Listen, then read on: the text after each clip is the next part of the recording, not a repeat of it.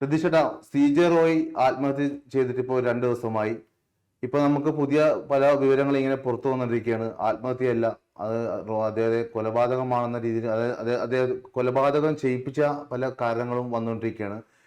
CPM ഇത് രാഷ്ട്രീയപരമായി ഉപയോഗിക്കാൻ CPM നീക്കം നടക്കുന്നതായും മാധ്യമ വാർത്തകളുണ്ട്. പ്രത്യേകിച്ച് കേന്ദ്ര ഏജൻസികൾ, എൻഫോഴ്സ്മെന്റ് ഡയറക്ടറേറ്റ്, ഇൻകം ടാക്സ്, അതുപോലെ കസ്റ്റംസിനെതിരെയൊക്കെ CPM കഴിഞ്ഞ കുറെ കാലമായി വ്യാപകമായ രീതിയിൽ ക്യാമ്പയിൻ നടത്തുന്നുണ്ട്.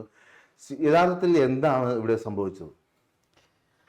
അല്ല, ഇപ്പൊ CJ റോയുടെ മരണവുമായി ബന്ധപ്പെട്ടാണ് നമ്മൾ ചർച്ച ചെയ്യുന്നതെങ്കിൽ അതിൽ അന്വേഷണ ഉദ്യോഗസ്ഥർക്ക് പറഞ്ഞു നിൽക്കാൻ കഴിയുന്ന നിരവധി കാരണങ്ങളുണ്ട്. എന്താണ് എനിക്ക് മനസ്സിലാവുന്നത്, ഞാൻ അതിനെക്കുറിച്ച് വളരെ വിശദമായിട്ട് മറ്റൊരു വീഡിയോ ചെയ്തിട്ടുള്ളതുകൊണ്ട് ഞാനിപ്പോൾ അതിൻ്റെ കാരണങ്ങളിലേക്ക് കിടക്കുന്നില്ല. കാരണം അത് ഇദ്ദേഹത്തിൻ്റെ ഭാഗത്ത് മിസ്റ്റേക്സ് ഒന്നുമില്ല എന്നൊന്നും നമുക്ക് പറയാൻ കഴിയില്ല. പക്ഷേ അത് വളരെ ദൗർഭാഗ്യകരമായിട്ടുള്ള കാര്യമാണ് അദ്ദേഹം മരിച്ചു എന്നുള്ളത്. പക്ഷേ CPM, താങ്കൾ ചോദിച്ച ചോദ്യത്തിലേക്ക് വന്നിട്ടുണ്ടെങ്കിൽ അത് പറഞ്ഞുകൊണ്ടേ എനിക്ക് ചോദ്യത്തിന് ഉത്തരം പറയാൻ പറ്റും. താങ്കൾ ചോദിച്ച ചോദ്യത്തിലേക്ക് വന്നാൽ ഇത് രാഷ്ട്രീയമായി നേരത്തെ തന്നെ ഈ വിഷയം CPM മാത്രമല്ല കോൺഗ്രസും എല്ലാ പ്രതിപക്ഷ കക്ഷികളും ഇന്ത്യയിൽ ഉയർത്തേണ്ട പ്രധാനപ്പെട്ട വിഷയമാണ്. അതിന് ഏറ്റവും പ്രധാനപ്പെട്ട കാര്യം അന്വേഷണ ഏജൻസികളൊക്കെ തന്നെ ഈ പറയുന്ന ഭരിക്കുന്നവരുടെ ഒരു കോടാലക്കൈകളായി മാറിയിട്ട് വർഷങ്ങളായി. കാരണം ഒന്ന്, കേസെടുക്കുന്നതിൽ തന്നെ കഴിഞ്ഞ 10 കൊല്ലങ്ങൾ കൊണ്ട് എൻഫോഴ്സ്മെന്റ് ഡയറക്ടറേറ്റിന്റെ കേസെടുക്കുന്നതിൽ തന്നെ വലിയ തോതിലുള്ള ഇരട്ടിയിലധികം വരുന്ന വർധനവുണ്ടായിട്ടുണ്ട്. ഞാനിപ്പോൾ കണക്കുകളിലേക്കൊന്നും കിടക്കുന്നില്ല. അതിൽ വലിയ വർധനമുണ്ട്. അതായത് മൻമോഹൻ സിംഗിന്റെ അടുത്ത് കാലത്തെടുത്തിരുന്നതിനേക്കാൾ ഏതാണ്ട് 3 ഇരട്ടി 5 ഇരട്ടിയൊക്കെ കേസുകളാണ് ഇപ്പോൾ എടുക്കുന്നത്. അത് അവിടെ നിൽക്കട്ടെ. ഇനി രണ്ടാമത്തെ കാര്യം എന്താ? രണ്ടാമത്തെ കാര്യം എന്ന് പറയുന്നത് യഥാർത്ഥത്തിൽ ഈ ഇലക്ട്രൽ ബോണ്ട് എന്ന് പറയുന്ന ഒരു കാര്യമാണ്. ആ ഇലക്ട്രൽ ബോണ്ട് എന്ന് പറയുമ്പോൾ അതിൽ പങ്കിട്ടിട്ട് അതിൽ വലിയ തോതിൽ ഫണ്ട് കൊടുത്തിട്ടുള്ള, ഇപ്പൊ ഏറ്റവും ആദ്യം ഫണ്ട് കൊടുത്തിട്ടുള്ളത് സാന്റിയാഗോ മാർട്ടിന്റെ കമ്പനിയാണ്, ഫോർച്യൂൺ എന്ന് പറയുന്നത്. രണ്ടാമത്തേത് മേഗ ഇൻഫ്രാസ്ട്രക്ചർ ലിമിറ്റഡ് എന്ന് പറയുന്നത് MEIL എന്ന് പറയുന്ന ഒരു കമ്പനിയാണ്. അവരുടെ 2 സബ്സിഡിയറികളും കൂടി 1200 കോടി രൂപയാണ് ഗവൺമെന്റ് കൊടുത്തേക്കുന്നത്. അതായത് ഇലക്ട്രൽ ബോണ്ട് വഴി BJPക്ക് മാത്രം കൊടുത്തേക്കുന്നത്, ഗവൺമെന്റ് അല്ല BJP കൊടുത്തത്. അപ്പൊ അത്തരത്തിൽ ഞാൻ പറയുന്നത്, ഇനി ഇതൊക്കെ പോട്ടെ, വലിയൊരു പ്രധാനപ്പെട്ട മറ്റൊരു കാര്യമുണ്ട്. സിക്കിം ബേസ്ഡ് ആയിട്ടുള്ള എത്ര ഫാർമ കമ്പനികളുണ്ടെന്ന് അറിയും. ഈ ഫാർമ കമ്പനികളിൽ മുഴുവൻ പേരും, ഇപ്പൊ ഡിജിറ്റൽ വിഷൻ ഫാർമ എന്ന് പറഞ്ഞൊരു കമ്പനിയുണ്ട്, അവരുടെ ഒരു കഫ് സിറപ്പ് കഴിച്ച് 12 കുട്ടികളാണ് കാശ്മീരിൽ കൊല്ലപ്പെട്ടത്. അപ്പൊ ഇത്തരത്തിൽ ഞാനിപ്പോൾ വേണമെങ്കിൽ ലിസ്റ്റ് മൊത്തം പറയുന്നില്ല, ഞാനത് വിശദമായി നേരത്തെ പറഞ്ഞിട്ടുള്ളൂ. അപ്പൊ അത്തരത്തിലുള്ള കമ്പനികളുടെ അടുത്തെല്ലാം തന്നെ ഇൻകം ടാക്സിന്റെയും EDയുടെയും ഒക്കെ റെയ്ഡുകൾ നടക്കുകയും ആ നടന്നതിന് ശേഷം ഇവരെല്ലാവരും തന്നെ ഇലക്ട്രൽ ബോണ്ട് കൊടുക്കുകയും. പക്ഷേ ആദായ നികുതി വകുപ്പ് പറയുന്നത് എല്ലാം നിയമപരമായിരുന്നു എന്നാണ്. ആദായ നികുതി വകുപ്പ് വന്നിട്ട് ഇപ്പൊ നിയമപരമല്ലെന്ന് പറയും. അല്ല, ഞാൻ പറഞ്ഞല്ലോ, റോയുടെ കേസിൽ അവർക്ക് പറഞ്ഞു നിൽക്കാൻ കഴിയുന്ന ചില കാരണങ്ങളുണ്ട്. കാരണം റോയുടെ കേസിൽ ഒരു ശാസ്ത്രപരമായ നിലപാടെടുത്തതാണ് എന്നൊന്നും ഞാൻ വിചാരിക്കുന്നില്ല. അതിന്റെ പ്രധാനപ്പെട്ട കാര്യം 2016 മുതൽ തന്നെ ഈ കാര്യങ്ങളൊക്കെ ഉണ്ട്. പക്ഷെ ഞാൻ പറഞ്ഞു വന്നതല്ല, റോയുടെ കേസ് നമുക്ക് അങ്ങോട്ട് മാറ്റി വെക്കാം. കാരണം അതിൽ അന്വേഷണ ഏജൻസികൾക്ക് ചില ന്യായങ്ങളുണ്ട്. പക്ഷെ പ്രധാനപ്പെട്ട കാര്യം എന്ന് പറഞ്ഞാൽ ഈ ഒരു പ്രശ്നം, അതായത് ഇപ്പൊ രാഷ്ട്രീയക്കാർക്കെതിരെ മുഴുവൻ എന്ത് ചെയ്യുന്നു, എതിർ രാഷ്ട്രീയക്കാർക്കെതിരെ മുഴുവൻ കേസെടുക്കുന്നു. ഒന്ന്, ഇത്തരത്തിലുള്ള കമ്പനികളെ എന്ത് ചെയ്യുന്നു, ഭീഷണിപ്പെടുത്തിക്കൊണ്ട് എന്ത് ചെയ്യുന്നു, BJP ഫണ്ട് മേടിക്കുന്നു, എക്സ്ട്രോഷൻ നടത്തുന്നു എന്ന് പറയുന്ന ഒരു ആരോപണം. രണ്ടാമത്തേത് എതിർ രാഷ്ട്രീയ പാർട്ടികളുടെ നേതാക്കന്മാരെ അടക്കമുള്ള ആളുകൾ എന്ത് ചെയ്യുന്നു, പ്രതി ചേർക്കുന്നു, പീഡിപ്പിക്കുന്നു. പ്രോസസ് എന്ന് പറയുന്നത് തന്നെ ഒരു പണിഷ്മെന്റ് ആയി തീരുന്നു എൻഫോഴ്സ്മെന്റ് ഡയറക്ടറേറ്റ്. അതിന്റെ പ്രധാനപ്പെട്ട വിഷയം എന്താ? PMLA ആക്ടും എൻഫോഴ്സ്മെന്റ് ഡയറക്ടറേറ്റിനും ഒക്കെ പല്ലും നഖവും വീണ്ടും നിയമനിർമ്മാണം നടത്തിക്കൊണ്ട് അതിന്റെ പല്ലും നഖവും കൂട്ടി. കാരണം എന്താ? അത് അവരെ അറസ്റ്റ് ചെയ്ത് കഴിഞ്ഞിട്ടുണ്ടെങ്കിൽ പിന്നെ നമുക്ക് ജാമ്യം പോലും കിട്ടില്ല. അപ്പൊ അത്തരത്തിലുള്ള വലിയ പ്രധാനപ്പെട്ട കാര്യമുണ്ട്. ആ കാര്യം ഇടതുപക്ഷം മാത്രമല്ല ഞാൻ പറയണത്, കോൺഗ്രസും BJPയും എല്ലാം തന്നെ കൃത്യമായി ഉന്നയിക്കേണ്ടതും ആയുധമായി എടുക്കേണ്ട ഒരു കാര്യവുമാണ്. രാഷ്ട്രീയ ആയുധമായി കാണുകയും അത് ഏറ്റവും ഒടുവിൽ തിരുത്തപ്പെടുകയും ചെയ്യേണ്ട കാര്യമാണെന്നുള്ള ഒരു കാര്യത്തിൽ എനിക്ക് അഭിപ്രായ വ്യത്യാസമൊന്നുമില്ല. പക്ഷെ പ്രധാനപ്പെട്ട ഒരു കാര്യം, നേരത്തെ പറഞ്ഞല്ലോ, റോയുടെ കേസ് നമ്മൾ എന്ത് ചെയ്യണം, മാറ്റിവെക്കണം. അത് നമ്മൾ സെപ്പറേറ്റ്ലി ഡിസ്കസ് ചെയ്യേണ്ട ഒരു കാര്യമാണ്. പക്ഷെ ആ കേസ് വന്നതിന്റെയും റോയി ആത്മഹത്യ ചെയ്തതിന്റെയും ഒക്കെ പശ്ചാത്തലത്തിൽ ഇത്തരമൊരു കാര്യം രാഷ്ട്രീയം ആയുധമാക്കുന്നതിനോട് നമുക്ക് എതിർപ്പൊന്നും പറയാൻ കഴിയില്ല. കാരണം എൻഫോഴ്സ്മെന്റ് ഡയറക്ടറേറ്റിന്റെയും ഇവരുടെയൊക്കെ കേസുകളുടെ അടക്കം കൺവിക്ഷൻ റേറ്റ് എന്ന് പറയുന്നത് 1% താഴെയാണ്. അപ്പൊ അത്തരത്തിൽ വലിയ തോതിലുള്ള ഇതുണ്ടാവുകയും ഒരു രാഷ്ട്രീയ പ്രേതമാണെന്നാണ് രതീഷേട്ടൻ പറയുന്നത്. തീർച്ചയായിട്ടും. ഇപ്പൊ നമുക്ക് അജിത് പവാർ, ഈയിടെ മരിച്ചുപോയ മറ്റൊരാളാണല്ലോ അജിത് പവാർ. അജിത് പവാറിനെതിരെ എത്രയാണ് BJP 70,000 കോടി രൂപയുടെ ആരോപണമാണ് ഉന്നയിച്ചത്. അദ്ദേഹം NDA ക്യാമ്പിലേക്ക് പോയപ്പോഴത്തേക്ക് ആരോപണം ഇല്ലാതാവുകയും കേസുകൾ തന്നെ ഇല്ലാതാവുകയും ചെയ്തു. മുഴുവൻ കേസും മാറ്റിയിട്ടുണ്ടോ എന്ന് എനിക്കറിയില്ല. പക്ഷെ ഒരു കേസ് വളരെ കോഷ് ചെയ്യപ്പെട്ടു. പ്രഫുൽ പട്ടേൽ ഇതുപോലെ വ്യോമയാന മന്ത്രി കോഷ് ചെയ്യപ്പെട്ടു. ഇങ്ങനെ വേണമെങ്കിൽ ഇപ്പൊ എത്ര ആളുകളുടെ ബംഗാളിൽ നിന്ന് ഇപ്പൊ അവരുടെ പ്രതിപക്ഷ നേതാവായിരിക്കുന്നയാൾ ഹിമന്ത ബിശ്വ ശർമ്മ മാറി. അപ്പൊ ഇങ്ങനെ വേണമെങ്കിൽ നമുക്കൊരു 50 പേരുടെ പേര് ഇപ്പൊ തന്നെ പറയാം. വേറെ ഞാൻ പറഞ്ഞു, ഇപ്പൊ 2020 നിന്ന് കഴിഞ്ഞ ആഴ്ച NDAയിലേക്ക് ചേർന്ന സാബുവും ജേക്കബ്, അദ്ദേഹം നമുക്കറിയാം ഭയങ്കര PV ശ്രീനിജനും അതുപോലെ P രാജീവും ഒക്കെ ഭയങ്കര നിശ്ചിതമായ കൂരമ്പുകൾ ഒരു കാലത്ത് മറ്റേ സാബുവിനെതിരെ ഉന്നയിച്ചിരുന്നു. മാത്രമല്ല അദ്ദേഹത്തിന്റെ വ്യവസായം തെലങ്കാനയിലേക്ക് മാറ്റിയിരുന്നു. ഇപ്പോൾ അയാൾ ED പേടിച്ചിട്ട് തന്നെയല്ലേ അദ്ദേഹം BJPയിലേക്ക് പോയത്? അല്ല, അതൊന്നും ED പേടിച്ചിട്ടാണെന്നുള്ള ധാരണ എനിക്കില്ല. കാരണം എന്ന് വെച്ചാൽ ED പേടിക്കേണ്ട ഒരു ആവശ്യം യഥാർത്ഥത്തിൽ കിറ്റക് സാബുവിനൊന്നും ഇല്ല. അത് ആ ബിസിനസ്സിനെ കുറിച്ച് വളരെ ആഴത്തിൽ പഠിച്ചാൽ നമുക്ക് മനസ്സിലാവും. എന്താണെന്ന് വെച്ചിട്ടുണ്ടെങ്കിൽ അതൊരു 100% എക്സ്പോർട്ടിംഗ് ഫേമാണ്. ആ എക്സ്പോർട്ട് ചെയ്യുന്ന വാൾമാർട്ട് പോലെയുള്ള കമ്പനികൾക്കാണ്. അവിടെ അവർ യഥാർത്ഥത്തിൽ ഇതിനു മുമ്പ് ബംഗ്ലാദേശിലെ ഒരു കമ്പനിയാണ് എക്സ്പോർട്ട് ചെയ്തിരുന്നതാണ് ഞാൻ മനസ്സിലാക്കുന്നത്. അവിടെയുള്ള തൊഴിലാളികളോട് കൃത്യമായ ആ കമ്പനി ന്യായമായിട്ട് പെരുമാറാത്തതുകൊണ്ട് മാത്രം ആ കോൺട്രാക്ട് എടുത്തു മാറ്റിയതാണ്. എന്ന് പറഞ്ഞാൽ നിരവധി പ്രോസസ്സിലൂടെയാണ് അമേരിക്കയിലെ വൻകിട കമ്പനികൾ ആളുകളെ തിരഞ്ഞെടുക്കുന്നത്. അതുകൊണ്ട് അതിൽ വലിയ ടാക്സിന്റെ പ്രശ്നമോ അല്ലെങ്കിൽ എൻഫോഴ്സ്മെന്റ് ഡയറക്ടറേറ്റിന്റെ ഭീഷണിയോ ഒന്നും ഉണ്ടാകാനുള്ള സാധ്യതകൾ എനിക്ക് തോന്നുന്നില്ല. ആസ് ഫാർ ആസ് ഞാൻ പഠിച്ചിടത്തോളം എനിക്കതിൽ തോന്നുന്നില്ല. പിന്നെ പ്രധാനപ്പെട്ട അതാണ് ഞാൻ പറയണത്. ഈ ഇപ്പൊ റോയിയുടെ കേസോ സാബുവിന്റെ കേസോ ഒന്നും വെച്ചുകൊണ്ടല്ല നമ്മൾ ഇതിനെ കാണുന്നത്. ഇതിനെ വളരെ വിശാലമായ അർത്ഥത്തിൽ കാണണം. പക്ഷെ ഇത്തരത്തിൽ ഇപ്പൊ ഞാൻ ഈ പറഞ്ഞ പോലെ റോയിയുടെ മരണം അതിനൊരു കാരണമാവുകയും ഇത് ചർച്ചയാവുകയും ചെയ്യുന്നുണ്ടെങ്കിൽ പ്രധാനപ്പെട്ട ഒരു കാര്യമാണ്. പക്ഷെ അപ്പോഴുള്ള വിഷയം എന്താണെന്ന് വെച്ചാൽ ഈ കാര്യങ്ങൾ ഉയർത്തി കാണിച്ചുകൊണ്ട് ഒരു പ്രതിരോധം തീർക്കുമ്പോഴുള്ള പ്രശ്നം, അതിനകത്ത് അവർക്ക് അന്വേഷണ ഏജൻസികൾക്ക് കൃത്യമായിട്ട് എന്ത് ചെയ്യാൻ പറ്റും, മറുപടി കൊടുക്കാൻ പറ്റും. ഈ റോയിയുടെ സഹോദരൻ തന്നെ ഇൻകം ടാക്സ് വകുപ്പിനെതിരെ രംഗത്ത് വന്നിട്ടുണ്ട്. സഹോദരൻ CJ ബാബു പറയുന്നു. മറ്റൊരു കാര്യം, ബാംഗ്ലൂരിലെ കേസിൽ കൊച്ചി സംഘം എത്തിയത് റെയ്ഡ് ചോരാതിരിക്കാനാണെന്നൊരു റിപ്പോർട്ടും ഇന്ന് മംഗളം പത്രത്തിൽ പറയുന്നുണ്ട്. മംഗളം പത്രമൊക്കെ എനിക്കറിയില്ല എത്രത്തോളം എന്താണെന്ന്, മംഗളം പത്രം ആയതുകൊണ്ട്. പക്ഷെ ഞാൻ പറഞ്ഞ രണ്ടാമത്തെ കേസ് പറഞ്ഞാൽ നമുക്ക് പ്രധാനപ്പെട്ട ഇതിന് മാറ്ററിലേക്ക് വന്നാൽ 2016 മുതൽ റോയി ഫേസ് ചെയ്യുന്ന ഒരു പ്രശ്നമാണിത്. താങ്കൾ അറിയേണ്ടത്, ഇടക്ക് വെച്ച് അവർ കേരളത്തിലേക്ക് സെയിൽസ് അടക്കം അവർ നിർത്തിവെച്ചിട്ടുണ്ട്. മനസ്സിലായോ? ചില പ്രൊജക്റ്റുകൾ അവർ നിർത്തിവെക്കാൻ കാരണമായിട്ടുണ്ട്. കാരണം 2016 മുതൽ ഈ വിഷയങ്ങളുണ്ട്. ഇനി നമ്മുടെ മാധ്യമങ്ങളൊന്നും റിപ്പോർട്ട് ചെയ്യാത്തതുകൊണ്ടാണ്. കാരണം പരസ്യം കിട്ടുമെങ്കിൽ മാധ്യമങ്ങളൊന്നും റിപ്പോർട്ട് ചെയ്യില്ല. ശരിക്കും ഡിസംബറിൽ റെയ്ഡ് നടന്നിട്ടുണ്ട്. ആ ഡിസംബറിൽ റെയ്ഡ് നടക്കുകയും ആ ഡിസംബറിൽ നടന്നിട്ടുള്ള റെയ്ഡിനെതിരെ കർണാടക ഹൈക്കോടതിയിലേക്ക് സ്റ്റേക്ക് വേണ്ടി പോവുകയും ആ കർണാടക ഹൈക്കോടതി സ്റ്റേ കൊടുക്കുകയും ചെയ്തു. ആ സ്റ്റേക്ക് കൊടുത്തതിന്റെ കാര്യം എന്ന് പറഞ്ഞാൽ കേരളത്തിലെ ഉദ്യോഗസ്ഥർ ഇവിടെ വന്ന് എന്തിനാണ് റെയ്ഡ് നടത്തുന്നത് എന്ന് ചോദിച്ചുകൊണ്ടാണ്.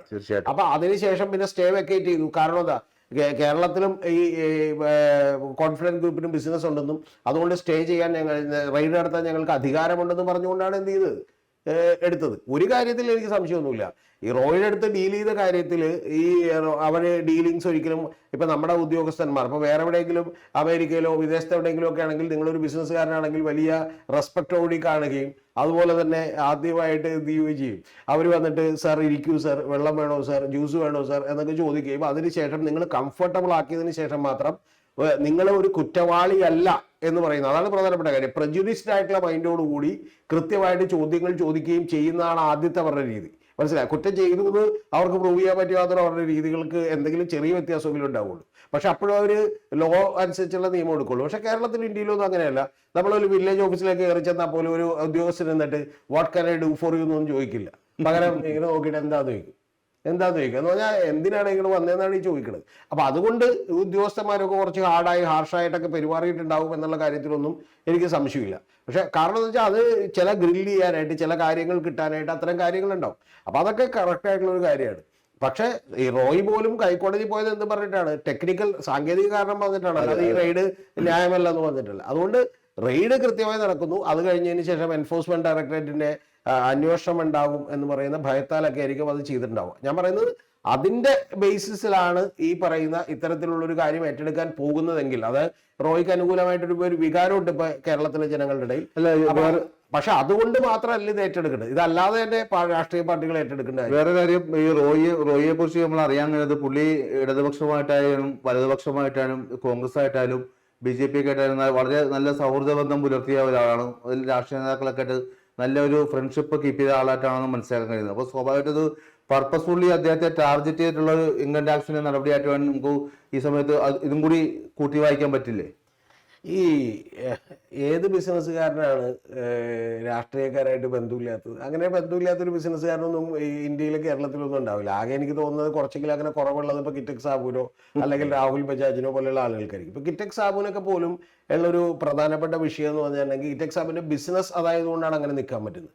ഇപ്പൊ ഈ കോൺഫിഡന്റ് റോയുടെ ഒക്കെ പ്രശ്നം എന്താ? ഒന്നാമത്തെ ഈ റിയൽ എസ്റ്റേറ്റ് ബിസിനസ് ചെയ്യുന്ന ബിൽഡേഴ്സ് എന്ന് കേൾക്കുമ്പോൾ നമ്മൾ വിചാരിക്കും ഭയങ്കര വലിയ ആൾക്കാരാണ്, അവർ ഭയങ്കര സൗകര്യത്തിൽ ജീവിക്കുന്നവരാണെന്നൊക്കെ നമുക്ക് തോന്നും. പക്ഷെ അതൊക്കെ ഒരു പുറംപൂച്ചാണ് ഒന്ന്. രണ്ടാമത്തെ കാര്യം എന്ന് വെച്ചാൽ ഈ ബിസിനസ് തന്നെ ഒരു വലിയൊരു കുമിളയാണ്. കാരണം ഇപ്പൊ തന്നെ ഒരു അന്വേഷണ ഏജൻസികൾ വന്ന് നിങ്ങൾ അറസ്റ്റ് ചെയ്യുകയോ നിങ്ങൾ എന്തെങ്കിലും ഒരു പ്രശ്നത്തിലേക്ക് എത്തിപ്പെടുകയോ ചെയ്താൽ 10 ലക്ഷവും 25 ലക്ഷവും 1 കോടി രൂപയും അഡ്വാൻസ് തന്നേക്കണവരടക്കം ഞങ്ങൾക്ക് ഈ പ്രൊജക്ട് വേണമെന്ന് പറഞ്ഞ് കാശ് തിരിച്ച് ചോദിക്കും. അതുകൊണ്ട് ഇത് വലിയ പ്രശ്നമുള്ള ഒരു ഏരിയ ആണ്. കിറ്റക് സാബുവിന്റെ അങ്ങനെയല്ല. കിറ്റക് സാബുവിന്റെ എന്ന് വെച്ചാൽ വാൾമാർട്ടാണ് ഇത് മേടിക്കണേ. നാളെ ഇപ്പൊ ഇന്ത്യയിൽ ഒരു ആരോപണം വന്നു എന്നുള്ളത് കൊണ്ട് വാൾമാർട്ട് കൃത്യമായി ചെക്ക് ചെയ്യാതെ നിങ്ങളുടെ പ്രൊഡക്റ്റ് നല്ലതാണെങ്കിൽ അവർ ഉറപ്പായിട്ടും മേടിക്കും. മനസ്സിലായി? അതിലവർക്ക് പ്രശ്നമില്ല. അപ്പൊ ചില ബിസിനസ്സുകളുടെ പ്രാധാന്യമുണ്ട്. ഇപ്പൊ നമ്മള് യൂസഫ് അലിക്ക് എന്തെങ്കിലും പ്രശ്നം ഉണ്ടായി, അല്ലെങ്കിൽ യൂസഫ് അലിയെ ആരെങ്കിലും എന്തെങ്കിലും എന്ത് ചെയ്തു, അങ്ങനെ സംഭവിക്കില്ല. പക്ഷെ ഞാൻ പറഞ്ഞ അങ്ങനെ ഒരു രാജ്യത്തൊരു പ്രശ്നം ഉണ്ടായി പറഞ്ഞാൽ നമ്മൾ ആരെങ്കിലും മാളിൽ കയറാതിരിക്കും? ഇല്ല. പക്ഷെ നമ്മളൊരു ബിസിനസ് എന്ത് ചെയ്യില്ല, മേടിക്കില്ല. അതായത് പൊതുജനങ്ങളുടെ പണം മേടിക്കുന്ന ബിസിനസ്സിലെല്ലാം ഈ വലിയ പ്രശ്നമുണ്ട് എന്നുള്ളത് യാഥാർത്ഥ്യമാണെന്ന്. രണ്ടാമത്തത് റോയ്ക്ക് പറ്റിയിട്ടുള്ള ഏറ്റവും പ്രധാനപ്പെട്ട വിഷയം എന്താണെന്ന് അറിയാം. അതെന്താണെന്ന് വെച്ചിട്ടുണ്ടെങ്കിൽ റോയ് ഈസിലി ഒരു ബ്രാൻഡ് ഗ്രോ ചെയ്യാനുള്ള കാര്യം എന്ന് പറയുന്നത് നമ്മളുടെ പേഴ്സണൽ, നമ്മൾ തന്നെ അതിന്റെ ബ്രാൻഡ് അംബാസിഡർ ആവുകയും നമ്മൾ ബ്രാൻഡായിട്ട് അതിനെ കണക്ട് ചെയ്യുകയും ചെയ്യുക എന്നുള്ളത്. മനസ്സിലായി? എനിക്കിപ്പോൾ ഈ കേരളത്തിലെ എല്ലാ പ്രമുഖരായിട്ടുള്ള റിയൽ എസ്റ്റേറ്റ് ബിൽഡേഴ്സിനെ മിക്കവരിലും എനിക്കറിയാം. പക്ഷെ ഇപ്പൊ താങ്കളോട് ഞാൻ ചോദിക്കുകയാണ്, സ്കൈലൈൻ്റെ ഓണർ ആരാണ്, അല്ലെങ്കിൽ ഈ പറയുന്ന പോലെ പ്രസ്റ്റീജിന്റെ ഗ്രൂപ്പിന്റെ ഓണർ ആരാണെന്ന് ചോദിച്ചാൽ താങ്കൾക്ക് പെട്ടെന്ന് എന്ത് ചെയ്യാൻ പറ്റില്ല? അറിയാൻ പറ്റില്ല. തൃത്വത്തിന്റെ ഓണർ ആരാന്ന് ചോദിച്ചാൽ ഒരു മനുഷ്യൻ അറിയാൻ പറ്റില്ല. ടാറ്റയാണെന്ന് അറിയാം, പക്ഷെ അറിയാൻ പറ്റില്ല. പൂർവ്വങ്കരയുടെ ഓണർ ആരാന്ന് ചോദിച്ചാൽ അറിയാൻ പറ്റില്ല. ശോഭ ഗ്രൂപ്പിന്റെ ഒക്കെ PNC മേനോനാണെന്ന് അറിയായിരിക്കും. അപ്പൊ ഇതിന്റെ പ്രശ്നം എന്താ വെച്ചാൽ നമ്മൾ ഈ ബ്രാൻഡും നമ്മളും കൂടി അറ്റാച്ച് ചെയ്യുന്നു എന്ന് പറയുന്ന ഒരു ബിസിനസ് സ്ട്രാറ്റജി ഉണ്ട്. അത് പെട്ടെന്ന് വളർച്ച ഉണ്ടാവും. ഉദാഹരണത്തിന് വിജയ് മല്യ ചെയ്തതാണ്. കാരണം ബ്രാൻഡ് UV ഗ്രൂപ്പ് എന്ന് പറഞ്ഞാൽ പുള്ളിയാണ് എന്ന് പറയുന്നത് തന്നെ. പക്ഷെ അതിനൊരു ഡേഞ്ചർ ഉണ്ട്. പുള്ളിക്ക് എന്തെങ്കിലും പറ്റിയ ബ്രാൻഡ് അപ്പം തന്നെ എന്ത് ചെയ്യും? താഴെ പോവും. മനസ്സിലായി? ഇപ്പൊ ഈ കൈരളി TMTയുടെ ഒരാളെ അറസ്റ്റ് ചെയ്തു. നമ്മൾ ആരും അറിഞ്ഞില്ല. കാരണം എന്ന് വെച്ചാൽ കൈരളി TMT പുള്ളിയായിട്ട് ബന്ധമുണ്ടെന്ന് പോലും നമുക്ക് എന്ത് ചെയ്യാൻ പാടില്ല, അറിയാൻ പാടില്ല. അതേസമയം ഇവിടെ പ്രശ്നം എന്ന് വെച്ചാൽ ഇയാൾ തന്നെ ഇതിന്റെ ബ്രാൻഡായി മാറുമ്പോൾ ഇയാളുടെ ആർഭാട ജീവിതം പുറത്ത് കാണിക്കുമ്പോൾ അത് പെട്ടെന്ന് ആളുകളിലേക്ക് ക്യാച്ച് ആവും. ആളുകൾക്ക് ഭയങ്കര ഇൻസ്പിറേഷൻ ഉണ്ടാവും. ബ്രാൻഡ് ഭയങ്കരമായിട്ട് ബിൽഡ് ചെയ്യും. പക്ഷെ അതിന്റെ ഡേഞ്ചർ എന്താണെന്ന് വെച്ചാൽ നമ്മളുടെ ക്രെഡിബിലിറ്റിയും ബ്രാൻഡിന്റെ ക്രെഡിബിലിറ്റിയും ഒന്നാണെന്ന് പറയുന്ന കാര്യം വരും. നമ്മളുടെ ക്രെഡിബിലിറ്റി തകർന്നു വേണ്ടെങ്കിൽ ഈ പ്രശ്നം സംഭവിക്കും. അതാണ് ഇതിന്റെ. അതേസമയം ഈ ലോകത്തുള്ള വലിയ ബിസിനസ്സുകാർക്കൊന്നും ഇത് അറിയാഞ്ഞിട്ടാണ്. അവർക്ക് തന്നെ അവരുടെ ബ്രാൻഡ് മാർക്കറ്റ് ചെയ്യാൻ പാടില്ല. കാരണം നിങ്ങൾ മറ്റൊരു ബ്രാൻഡ് മാർക്കറ്റ് ചെയ്യാൻ 5 കോടി രൂപ കൊടുക്കുമ്പോൾ ഇവിടെ എന്ത് ചെയ്താൽ മതി? 1 കോടി രൂപ കൊടുത്താൽ മതി. ഇപ്പൊ യഥാർത്ഥത്തിൽ നിങ്ങൾ അറിയുന്ന ബോച്ചയുടെ ബിസിനസിന്റെ ബ്രാൻഡ് ബോച്ചയാണ്. അതെ, മനസ്സിലായി?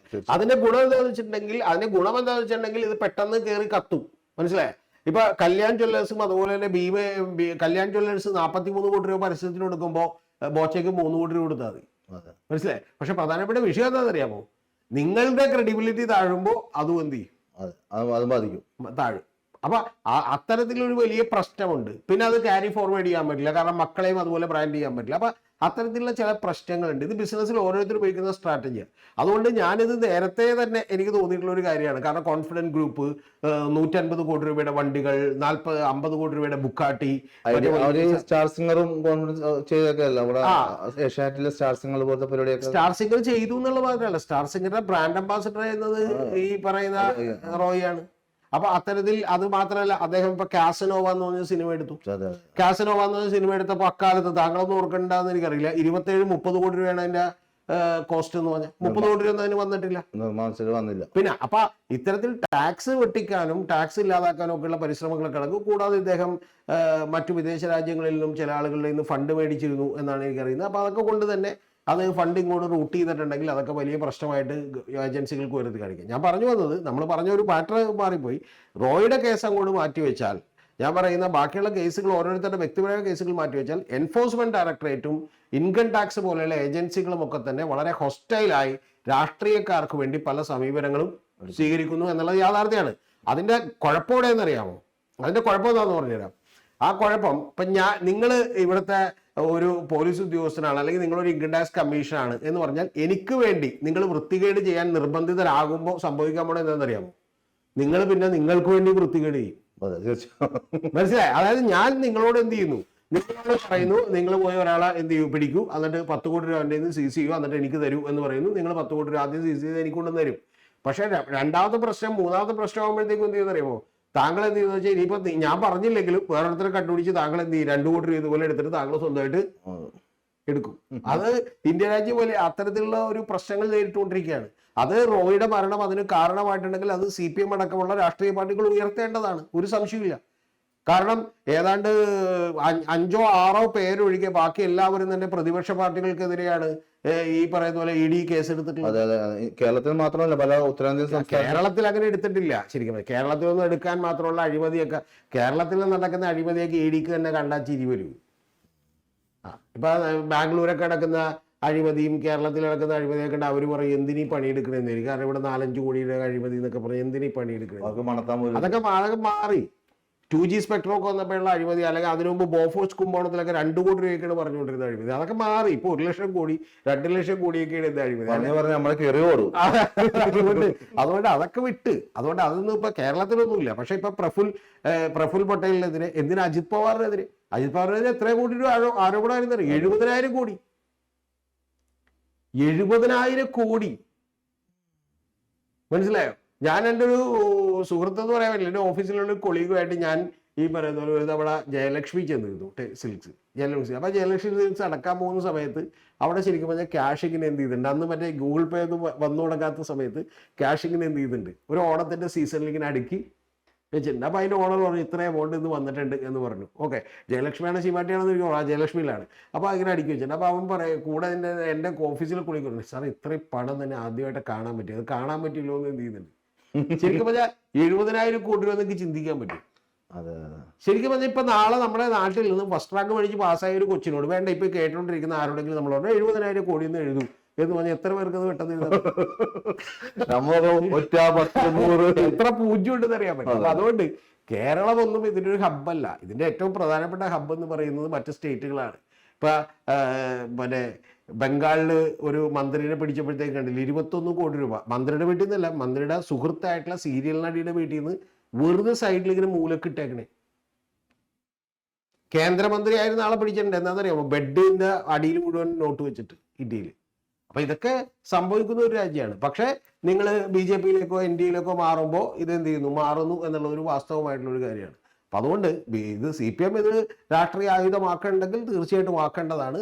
പക്ഷെ അത് ഈ കേസിനെ മുൻനിർത്തിക്കൊണ്ടാകരുത് എന്നുള്ളതാണ് എൻ്റെ അഭിപ്രായം. ഈ കേസിനെ മുൻനിർത്തിക്കൊണ്ടാണെങ്കിൽ, ഈ കേസിൽ അതല്ലായിരുന്നു ശരിയെന്ന് തോന്നുന്നുണ്ടെങ്കിൽ അത് മുഴുവൻ പൊളിഞ്ഞു പോകും. അപ്പൊ അത് അന്തൂർ സാജന്റെ വിഷയവും നവീൻ ബാബുവിന്റെ വിഷയമൊക്കെ ഇതേപോലെ CPM എന്തുകൊണ്ട് ആയുധമാക്കിയിട്ടില്ല. അപ്പൊ CPM അവർക്കെതിരെയുള്ളത് അവര് തന്നെ. അല്ല, ഇത് ഈ കേസല്ല, ഞാൻ ആദായ നികുതി വകുപ്പും അല്ല ഞാൻ പറയുന്നത്, കേന്ദ്ര ഏജൻസികളല്ല.